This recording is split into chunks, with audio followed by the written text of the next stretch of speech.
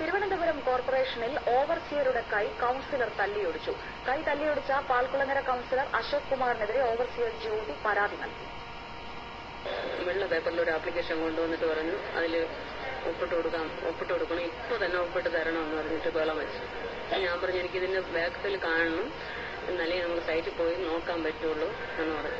ഇല്ല, ബാക്ക് കാണാനൊന്നും സൈറ്റിൽ പോകാനൊന്നും പറ്റൂല, ഇപ്പൊ തന്നെ എനിക്ക് ഒപ്പിട്ട് തരണമെന്ന് പറഞ്ഞിട്ട് ആക്രോശിച്ച് ഭയങ്കര ബഹളം വെച്ച് വേണ്ടാത്ത വാക്കുകളെല്ലാം സംസാരിച്ച് അശ്ലീലമായിട്ട് ചീത്തെല്ലാം വിളിച്ചിട്ട് ഭയങ്കര ബഹളം വെച്ചു ഭയങ്കരമായിട്ട്. അപ്പൊ ഞാൻ എന്റെ കവിളിൽ കുത്തിയപ്പോൾ ഞാൻ എണീറ്റ് സിയുടെ റൂമിലോട്ട് അഭയം പ്രാപിക്കാനായിട്ട് ഓടിയപ്പോൾ ഇങ്ങനെ പെട്ടെന്ന് പാസേജിൽ ഓടി വന്ന് എന്നെ തടഞ്ഞ് ഇങ്ങനെ ഓട്ടിക്കായിരുന്നു.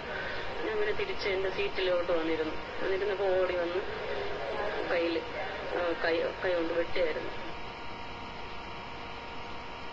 പ്രതികരിക്കാൻ കൌൺസിലർ അശോക് കുമാർ ടെലിഫോൺ ലൈനിലുണ്ട്. ശ്രീ അശോക് കുമാർ, ജ്യോതി പറയുന്നതിൽ വാസ്തവമുണ്ടോ? ഇത്തരത്തിലൊരു സംഭവം നടന്നോ? എന്താണ് താങ്കൾക്ക് പറയാനുള്ളത്? ഇതൊരു പച്ച കള്ളമാണ്. പാവപ്പെട്ടവനെ നീതി നിഷേധിക്കുന്ന ഉദ്യോഗസ്ഥന്മാര് ആണ് ഇപ്പൊ അവിടെ കോർപ്പറേഷനിൽ ഏറ്റവും കൂടുതലുള്ളത്. ഇപ്പൊ എന്താ ചെയ്തെന്ന് വെച്ചാൽ പാവപ്പെട്ട ഒരു സ്ത്രീ ശാന്ത എന്നാണ് ഒരു പേര്, അവര് ജഗതി വാർഡില് ഷീജ എന്ന് പറഞ്ഞ കൌൺസിലറുടെ വാർഡിലുള്ളതാണ്. അവര് ജനകീയാസൂത്രണത്തിന്റെ പദ്ധതി പ്രകാരം അവർക്ക് 25,000 രൂപ വീട് നവീകരണത്തിന് അനുവദിച്ചു. 15,000 രൂപ ആദ്യത്തെ ഇൻസ്റ്റാൾമെന്റ് ആയിട്ട് കൊടുത്തു. അവര് 3 ഇതായിട്ട് അത് മുഴുവൻ തീർത്തു. അത് കഴിഞ്ഞിട്ട് റിപ്പോർട്ട് ചെയ്യേണ്ടത് ഓവർസീറാണ്. ഈ കൺസേൺ ഓവർസീറെ കണ്ട് അവര് റിപ്പോർട്ട് തന്ന് ബാക്കി 10,000 രൂപ തരണം, മഴ പെയ്യുന്നുണ്ട്, അടുത്ത മണിലൂടെ ഇടിയും എന്ന് പറഞ്ഞ് കരഞ്ഞപ്പോ ഇവര് പറഞ്ഞത് 1000 രൂപ കൈക്കൂലിയും കൊണ്ടുപോയി കാണിക്കുന്നതിന്റെ ടാക്സ് പിടിച്ചു കൊടുക്കണം. വീട്ടിൽ ജോലിക്ക് നിൽക്കുന്ന ഒരു സ്ത്രീയാണ്. പാവപ്പെട്ട സ്ത്രീക്ക് അവര് പറഞ്ഞു എന്റെ ഇതൊരു ആട്ടോ പിടിക്കാനുള്ള പൈസ ഉണ്ട്, ഞാൻ തരാം. അപ്പൊ ഇവര് പറഞ്ഞ ഈ പൊലി നീ നിന്റെ പലരും കൊണ്ടുകൊടു എന്നാണ് ഈ സ്ത്രീ പറഞ്ഞത്. ഇത് കരഞ്ഞ് കേട്ട് ആ സ്ത്രീ ഓടിക്കൊണ്ടുവന്നൊരു ഷീജ എടുക്ക പറഞ്ഞു, ഞാൻ BJPയുടെ ലീഡറാണ്. അപ്പൊ ഷീജ എന്ന് പറഞ്ഞ കൌൺസിലർ എന്നെ വിളിച്ചു പറഞ്ഞു, സാർ ഇങ്ങനെ വന്നിരിക്കുന്നു, ഒന്ന് സഹായിക്കണം. കഴിഞ്ഞ കൌൺസിലിന് ഡിഫറന്റ് പാർട്ടിയിൽപ്പെട്ട 3 പേര്, Rajesh Thirumala councillor, Geethakumari Pangode councillor, Sheeja Jagathy councillor, ഇവര് ഇതേ വിഷയം ഉന്നയിച്ചതാണ് കൌൺസിലർ. മേയർ റൂളിംഗ് നൽകി. മേയർ പറഞ്ഞു ഇതിനെതിരായിട്ട് ശക്തമായ നടപടിയെടുക്കും, ഉദ്യോഗസ്ഥന്മാര് പാവപ്പെട്ടവരെ സെർവ് ചെയ്യാനുള്ളവരാണ്, അല്ലാതെ അവരെ അതിന് കൈക്കൂലി വാങ്ങിച്ചവരെ ഉപദ്രവിക്കാനല്ല എന്ന് റൂളിംഗ് നൽകിയിട്ടുണ്ട്. ബന്ധപ്പെട്ട എഞ്ചിനീയർക്ക് റിപ്പോർട്ട് ചെയ്യാനും പറഞ്ഞു. ഇതനുസരിച്ച് ഞാൻ ഈ ഷീജയുടെ വിഷമം കണ്ടിട്ട് ഷീജയും ഈ ശാന്ത എന്ന് പറഞ്ഞ ബണ്ട് കോളനിയിലെ 960 നമ്പറിൽ താമസിക്കുന്ന ആ സ്ത്രീയായിട്ട് ഇവരുടെ എഞ്ചിനീയർ എടുക്ക പോയി. അപ്പൊ എഞ്ചിനീയർ പറഞ്ഞു ഇത് ആ സ്ത്രീ അവിടെയുണ്ട്, നിങ്ങൾ അങ്ങോട്ട് പോയാൽ മതി. ശ്രീ അശോക് കുമാർ, സംഭവം വിവരിക്കുകയാണെങ്കിൽ താങ്കൾക്കും താങ്കളുടെ ഭാഗം പറയാനുണ്ടാകും. ഇപ്പോൾ താങ്കൾക്കെതിരെ ഇവർ പരാതി നൽകിയിരിക്കുകയാണ്. ഈ പരാതിയിൽ താങ്കളുടെ ഭാഗം വിശദീകരിക്കേണ്ടതുണ്ട്, അല്ലെങ്കിൽ താങ്കൾക്കെതിരെ കേസ് വരാനുള്ള സാധ്യതയുണ്ട്. താങ്കൾ നിയമ നടപടികളുമായി മുന്നോട്ട് പോകുന്നില്ല. ഞാൻ ചെയ്തിട്ടില്ല. എന്റെ മുമ്പിൽ എന്റെ കൂടെ ഷീജ ഉണ്ടായിരുന്നു, ഈ ശാന്ത എന്ന് പറഞ്ഞ ഈ അമ്മ ഉണ്ടായിരുന്നു, വയസ്സായ അമ്മ, ഇവരെല്ലാവരും ഉണ്ടായിരുന്നു. അവരുടെ പ്രസൻസിലാണ് ഇത് നടന്നത്. നന്ദി ശ്രീ അശോക് കുമാർ, ഈ അവസരത്തിൽ പ്രതികരിച്ചതിന്. വിശദാംശങ്ങളുമായി RP വിനോദ് ചേരുന്നു തിരുവനന്തപുരത്ത് നിന്ന്. വിനോദ്, രണ്ടുപേരുടെയും ഭാഗം നമ്മൾ കേട്ടു. എന്താണ് സംഭവിച്ചതെന്നാണ് നമുക്ക് വ്യക്തമാകുന്നത്? എന്താണ് വിവരങ്ങൾ? തീർച്ചയായും ഇപ്പോൾ നമുക്ക് ലഭിക്കുന്ന വിവരമനുസരിച്ച് ഇപ്പോൾ മ്യൂസിയം പോലീസ് സ്റ്റേഷനിൽ ഈ പരാതിക്കാരിയായ ജ്യോതി ഇപ്പോൾ പരാതി നൽകിയിരിക്കുന്നു. ഇതിന്റെ അടിസ്ഥാനത്തിൽ മ്യൂസിയം സിയുടെ നേതൃത്വത്തിൽ ഇപ്പോൾ അന്വേഷണം ആരംഭിച്ചിട്ടുണ്ട്.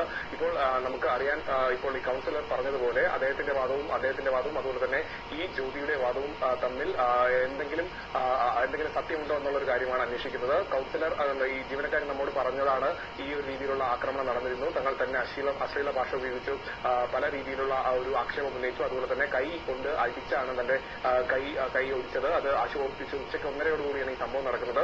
ഉടൻ തന്നെ ആശുപത്രിയിലെത്തി. എന്തായാലും വൈകുന്നേരത്തോടുകൂടി പരാതി കൊടുത്തിരിക്കുന്നു. ഈ പരാതിയുടെ അടിസ്ഥാനത്തിൽ മ്യൂസിയം പോലീസ് കേസെടുത്ത് അന്വേഷണം ആരംഭിച്ചിരിക്കുന്നു. നാളെ ഉച്ചയോടുകൂടി തന്നെ ഈ ഒരു കേസിന്റെ എന്താണ് ഈ സംഭവിച്ചതെന്ന് നമുക്ക് അറിയാനാവുകയാണ്. RP വിനോദാണ് വിശദാംശങ്ങൾ നൽകിയത്. മറ്റു റിപ്പോർട്ടുകളിലേക്ക്. ഹയർ സെക്കൻഡറി ഡയറക്ടർക്കെതിരെ വിദ്യാഭ്യാസ മന്ത്രി PK അബ്ദുൾ റബ്ബ് രംഗത്ത്. തന്നോട് ആലോചിക്കാതെ എയ്ഡഡ് ഹയർ സെക്കൻഡറി അധ്യാപക നിയമനത്തിനായി പുതിയ സർക്കുലർ ഇറക്കിയത് ശരിയായില്ലെന്നും ഡയറക്ടറോട് വിശദീകരണം തേടുമെന്നും മന്ത്രി പറഞ്ഞു. സുതാര്യത വരുത്താനാണ് ഉദ്ദേശിച്ചതെന്ന് ഡയറക്ടർ വിശദീകരിച്ചു. NSSഉം സ്കൂൾ മാനേജ്മെന്റുകളും സർക്കുലറിനെ വിമർശിച്ചു. അധ്യാപക നിയമനത്തിന് എയ്ഡഡ് സ്കൂൾ മാനേജ്മെന്റുകൾക്കുള്ള അധികാരം പരിമിതപ്പെടുത്തുന്ന സർക്കുലറിനെ ചൊല്ലിയുള്ള വിവാദം തുടരുകയാണ്. ഒന്നും താൻ അറിഞ്ഞില്ലെന്നായിരുന്നു വിദ്യാഭ്യാസ മന്ത്രിയുടെ പ്രതികരണം. ഒരു ഡയറക്ടർക്ക് അങ്ങനെ ഉത്തരവ് സ്വന്തമായി ഇറക്കാനുള്ള അധികാരമില്ല. and should be in consultation with the secretary as well as the minister. അങ്ങനെയാണ് സാധാരണഗതിയിൽ ഉണ്ടാവാറ്. മന്ത്രിയുമായി ചർച്ച ചെയ്തില്ലെന്ന് ഹയർ സെക്കൻഡറി ഡയറക്ടർ കേശവേന്ദ്രകുമാർ സമ്മതിച്ചു. പക്ഷേ സർക്കുലർ ഇറക്കാൻ അധികാരമുണ്ട്. പഴയ പല സർക്കുലറുകളും പുതുക്കുക മാത്രമാണ് ചെയ്തത്. എല്ലാം മെറിറ്റ് ഉറപ്പാക്കാനായിരുന്നു. പവർ ഡെലിഗേഷൻ സിഒ ആണ്, അതിന്റെ പ്രകാരം ഡയറക്ടർക്ക് അതിന് വേണ്ടി അധികാരമുണ്ട്. NSSും എയ്ഡഡ് സ്കൂൾ മാനേജ്മെന്റ് അസോസിയേഷനും സർക്കുലറിനെതിരെ രംഗത്തെത്തി. എയ്ഡഡ് മേഖലയെ തകർക്കുക എന്നുള്ളതാണ് ഇവരുടെ ലക്ഷ്യം.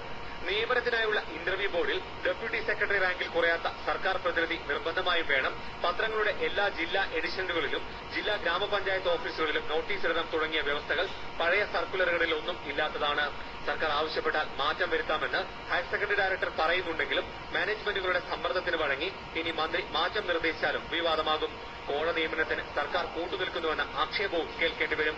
മാറ്റിയില്ലെങ്കിൽ ഇപ്പോൾ തന്നെ ഇഴഞ്ഞു നിൽക്കുന്ന സാമുദായിക സംഘടനകൾ സർക്കാരിനെതിരെ കൂടുതൽ കർക്കശ നിലപാടെടുക്കും. ഏഷ്യാനെറ്റ് ന്യൂസ്, തിരുവനന്തപുരം. ദുരിതം മാറാത്ത ആദിവാസി കോളനികൾ.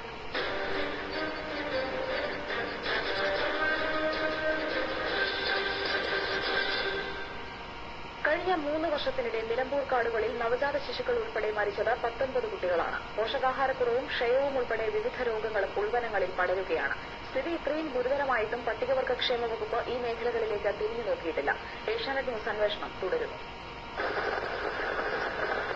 പോഷകാഹാരക്കുറവ്, ക്ഷയം, അരിവാൾ രോഗം എന്നിങ്ങനെ പല രോഗങ്ങളാണ് നിലമ്പൂർ കാടുകളിലെ ആദിവാസികൾക്കിടയിൽ പടരുന്നത്. നിലമ്പൂർ കാടുകളിലെ ആദിവാസി ജനസംഖ്യ 1125 കണക്ക്. കഴിഞ്ഞ 3 വർഷത്തിനിടെ നവജാത ശിശുക്കൾ ഉൾപ്പെടെ 19 കുട്ടികളാണ് ഉൾവനങ്ങളിൽ ചികിത്സ കിട്ടാതെ നരയിച്ചു മരിച്ചത്. 2 അമ്മമാരും പോഷകാഹാരക്കുറവ് മൂലം മരിച്ചു. പന്തീരായിരം വനമേഖലയിൽ മാത്രം 8 പേർക്ക് അരിവാൾ രോഗമുണ്ടെന്ന് ആരോഗ്യ പ്രവർത്തകർ ചൂണ്ടിക്കാട്ടുന്നു. ഇപ്പോ സ്ഥിരീകരിച്ചത് 8 പേർക്കാണെന്നാണ് വെറ്റിലപ്പള്ളി. പാലക്കയത്ത് 1 പേർക്ക്, കാട്ടുനായ്ക്ക സ്ത്രീക്ക്. അമ്പുമല സംശയത്തിലാണ് നിൽക്കുന്നത്. അതായത് വിശദമായ പരിശോധനയുടെ ആവശ്യമുണ്ടാവുക. 3 വർഷത്തിനുള്ളിൽ മരിച്ച നവജാത ശിശുക്കളുടെ എല്ലാം അമ്മമാർ പ്രായപൂർത്തിയാവാതെ പ്രസവിച്ചവരാണ്. ആരോഗ്യമുള്ള നവജാത ശിശുക്കളുടെ എണ്ണം തീരെ കുറവ്.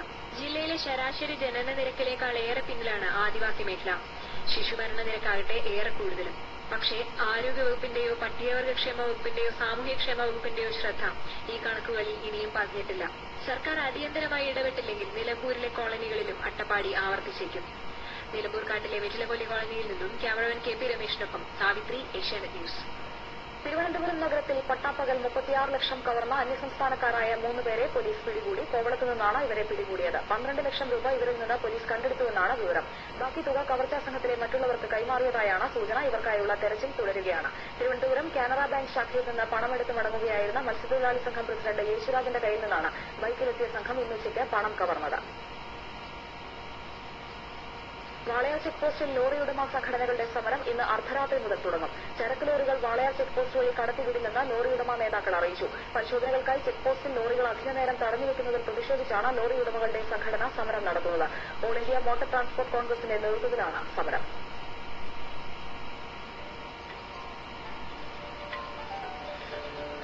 ഇന്നത്തെ ഫോക്കസ് കേരളം പൂർണ്ണമാവുകയാണ്. ചെറിയ ഇടവേളയ്ക്ക് ശേഷം സ്മാർട്ട് ഡ്രൈവ് കാണാം. നമസ്കാരം.